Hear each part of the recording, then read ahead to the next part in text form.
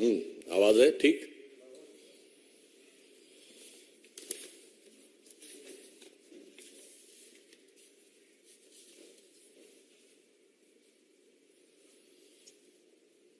शुरू करें। मित्रों, नित्य प्रति भ्रष्टाचार, अपराधीकरण, महिलाओं के साथ दुष्कर्म जैसी शर्मनाक घटनाओं के लिए बार बार उभर के आते हुए राजस्थान सरकार के कारनामों में अब एक नया काला अध्याय जुड़ गया है। और यह काला अध्याय लाल डायरी से संबंधित है। वो लाल डायरी जो पिछले कई दिनों से चर्चा बनी हुई थी और जिसको लेकर आपने देखा कि विधानसभा के अंदर फिजिकल मैन हैंडलिंग तक हुई, और अब उस लाल डायरी के काले पन्ने भी एक एक करके सामने आने लगे हैं। अभी जो उसके कुछ अंश सामने आए हैं, उससे कांग्रेस के अंदर और कांग्रेस की सरकार के द्वारा राजस्थान क्रिकेट एसोसिएशन और इस ढंग की चीजों के साथ पैसे के लेन देन की बातें भी सामने आ रही हैं। और अब इसमें इस लाल डायरी में तो राजस्थान के मुख्यमंत्री जी के लाल के भी कारनामे सामने आ रहे हैं। और मैं यह बात इसलिए गंभीरता से कहना चाहता हूं कि यह विषय केवल एक आरोप नहीं है। यह विषय राजस्थान सरकार के मंत्री ने उठाया है।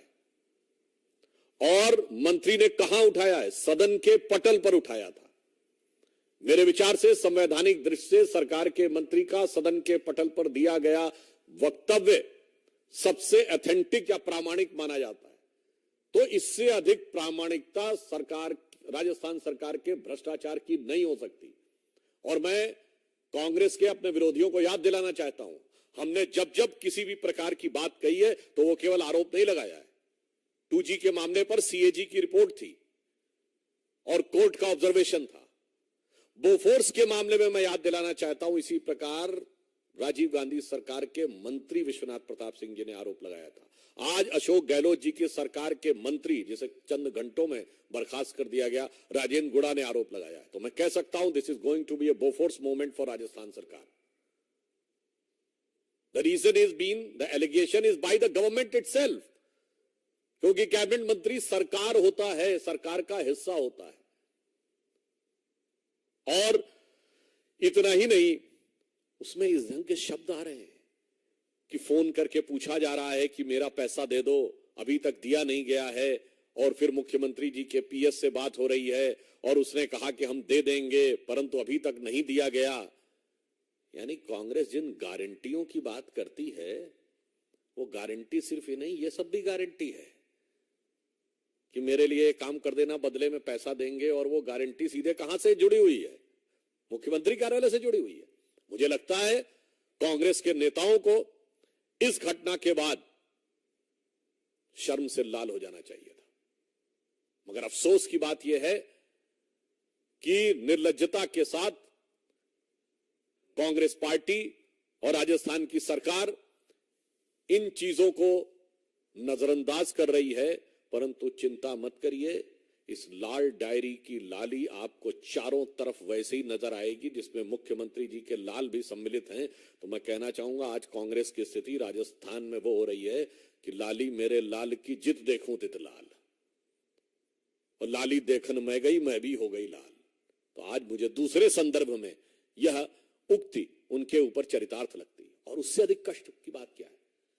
अलवर में इतना बड़ा गैंगरेप हुआ, उसके बाद एक के बाद एक अनेक घटनाएं अलवर डिस्ट्रिक्ट में आती चली जा रही हैं। 17 साल की एक नाबालिग बालिका के साथ 4 युवकों ने सामूहिक दुष्कर्म किया। 19 से 21 साल के बीच के आरोपियों ने एक और बालिका के साथ सामूहिक दुष्कर्म किया। अनेक स्थानों के ऊपर कभी कभी यह भी शक होता है कि आरोपियों के ऊपर प्रभावी कार्रवाई किसी इसी कारण से तो नहीं हो रही कि उनको लगता है कि उसका कोई वोट से संबंध है। अभी कल की घटना है कि भीलवाड़ा में एक बच्ची के साथ दुष्कर्म करके उसको जला दिया गया।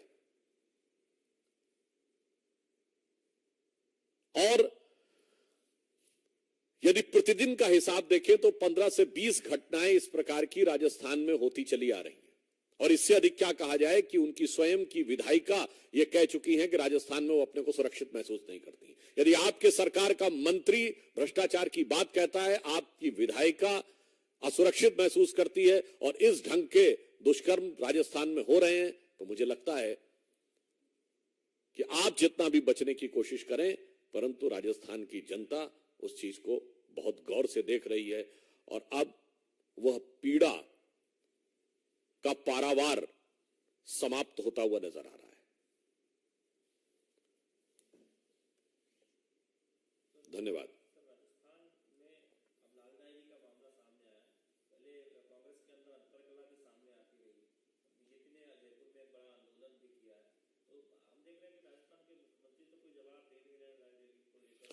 इसीलिए यह सवाल कांग्रेस के नेतृत्व से है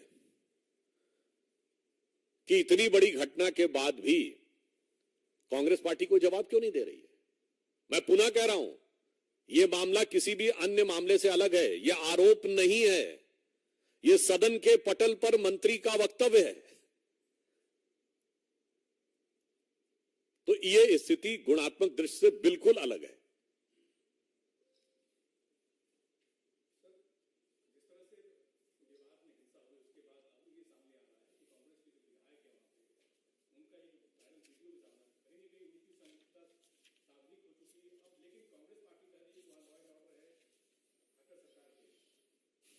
देखिए, बहुत दुख की बात है, कांग्रेस के विधायक, यहां पर पुनः मैं कह रहा हूं, राजस्थान में भ्रष्टाचार का विषय सदन के पटल पर मंत्री ने कहा, हरियाणा में उकसावे का बयान सदन के पटल पर विधायक दे रहा है। उनके जो वाक्य हैं उसे मैं यहां पर रिपीट नहीं करना चाहता, वो सीधे हिंसा को उकसाने वाले। उसके बाद उस विधायक का फेसबुक पोस्ट, वो फेसबुक पोस्ट सीधे सीधे हिंसा को उकसाने वाला। इसलिए यह बात और गहरी शंका उत्पन्न करती है कि यह हिंसा एक लार्जर कॉन्स्पिरेसी का हिस्सा थी जो जांच के बाद बाहर आएगी। एक और तथ्य है जो संभवतः आप लोगों के संज्ञान में हो, यह सोशल मीडिया के माध्यम से समाज में कटुता उत्पन्न करने के जो प्रयास हो रहे थे, उसके लिए हरियाणा सरकार का साइबर सेल बहुत एक्टिव था और पिछले कुछ दिनों में करीब 65 से 70 लोगों को अरेस्ट भी किया गया था। अब यह मन में यह संदेह उत्पन्न होता है कि साइबर थाने पर अटैक क्यों किया गया, क्योंकि सामान्यतः उसका पुलिस की दैनंदिन एक्टिविटी से कोई मतलब नहीं होता है। सामान्यतः वहां से कोई प्रतिरोधात्मक कार्रवाई भी नहीं होती है, न वहां से कोई यह कह सकता है कि उसके ऊपर लाठी डंडे चले। तो मन में यह संदेह उत्पन्न होता है कि यहां मैं पुनः कहना चाहूंगा, कांग्रेस का विधायक हरियाणा का हो या किसी अन्य प्रांत का हो, या मैं याद दिलाना चाहता हूं, दिसंबर 2019 में तो कांग्रेस की अध्यक्षा ने बोला था ना, सड़क पे निकलो और आर पार की लड़ाई लड़ो। तो मुझे लगता है कि कांग्रेस के विधायक या जो हरियाणा में है वो उसी कांग्रेस के शीर्ष नेतृत्व के वह निर्देश को जो उन्होंने उस समय में दिया था, शायद उसी को आगे बढ़ाते हुए नजर आ रहे हैं। इसलिए हरियाणा की यह हिंसा कांग्रेस पार्टी के ऊपर और बड़ा प्रश्न चिन्ह लगा रही है।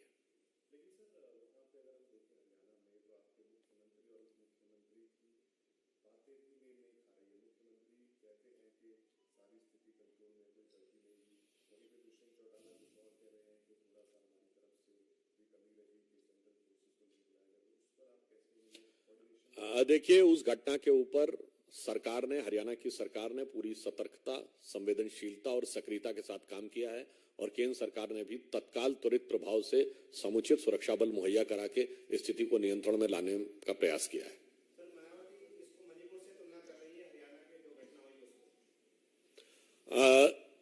यहां पर हरियाणा में पहला सवाल कांग्रेस पार्टी से बनता है, जिसके विधायक मम्मन खान का बयान और उनका वीडियो, उनका सोशल मीडिया पोस्ट मेरे विचार से किसी भी राजनीतिक दल के जिम्मेदार व्यक्ति को इस प्रकार के बयान देने से बचना चाहिए, बगैर किसी संदर्भ के। कोई घटना थी क्या, किसी चीज की प्रतिक्रिया में बोल रहे थे क्या, तो ये उकसावे वाले बयान देने से बचना चाहिए था। परंतु आज मैं ये साफ कहना चाहूंगा कि हरियाणा और राजस्थान दोनों में भ्रष्टाचार और हिंसा, इन दोनों को लेकर कांग्रेस पार्टी को जवाब देना चाहिए। और कहीं ना कहीं दिखाई पड़ रहा है कि भ्रष्टाचार और हिंसा ये इस पार्टी का या इनके इस गठबंधन का एक सहज स्वाभाविक चरित्र नजर आ रहा है। और मैं पुनः ये बात रीएम्फेसाइज करता हूं, दोनों बातें सदन के पटल पे हुई हैं, तो कांग्रेस पार्टी डिनाई नहीं कर सकती है।